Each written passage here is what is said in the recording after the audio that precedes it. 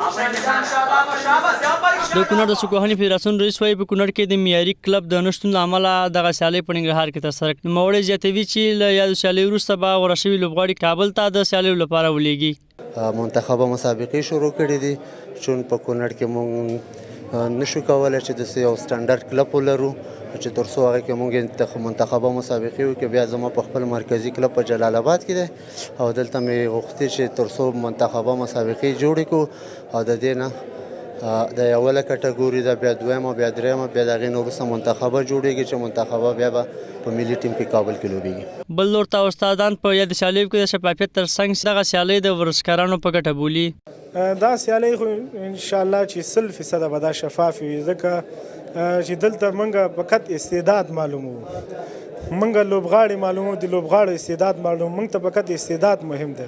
دا خو ډېر زیات مهم دی په دې باندې چې دا سیالۍ که نور ځوانان هم وګوري، یعنې تشویقېږي، غواړي چې راشي دلته تمرین وکړي. یو شمېر ورزشکاران بیا د یادو سیالیو له جوړېدو خوښي ښیي. دوی وایي چې دوی کولی شي له یادو سیالیو له لارې ملي سیالیو ته لاره پیدا کړي.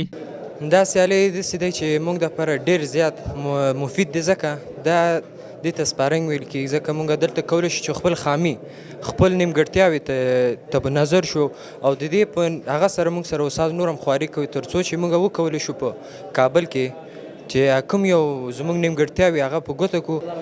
موږ ډېر خوشحاله دي استاد نه چې دغه سیالۍ اچولې دي په لاره باندې، په دې خاطر چې موږ تجربه جګېږي او وکولی شو چې د خپل ولایت د ختیځ زون طرف ته لاسته راوړنه ولرو. که څه هم د کونړ د سکوهني منتخب ټیم لپاره سیالۍ ترسره شي، خو دا 5م کال دی چې د ننګرهار سکوهني منتخب ټیم په نامه کومه لوبډله شتون نه لري.